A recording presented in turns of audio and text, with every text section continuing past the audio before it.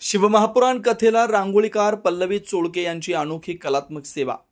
राहता तालुक्यातील अस्तगाव येथील माळावर जनसेवा फाउंडेशनच्या माध्यमातून पंडित प्रदीपजी मिश्रा यांच्या सुश्राव्य वाणीतून सुरू असलेल्या शिवमहापुराण कथेनं भक्तिमय वातावरण निर्माण झालंय.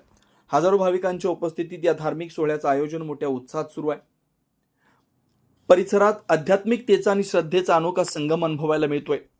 या पवित्र प्रसंगी कथेच्या मुख्य व्यासपीठासह महाराजांच्या आगमनाच्या पायघडी परिसराचं आकर्षक डेकोरेशन चोळकेवाडी येथील प्रसिद्ध रांगोळीकार पल्लवी चोळके यांनी साकारलंय.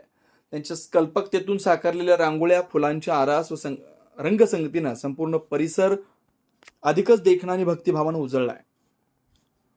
पल्लवी चोळके यांनी पारंपरिक रांगोळी शैलीला आधुनिक कलात्मकतेचा स्पर्श देत व्यासपीठ, प्रवेशद्वार आणि पायघडी परिसर सजवलाय. विविध धार्मिक प्रतीकांचा आणि शिवतत्वाच्या दर्शनाचा सुंदर संगम त्यांच्या रांगोळ्यामधून दिसून येतो.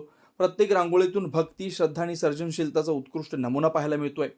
त्यांना समीक्षा चोळके, शीतल गावंडे, पूनम दरेकर, श्रद्धा माळवदे यांचं सहकार्य लाभतंय.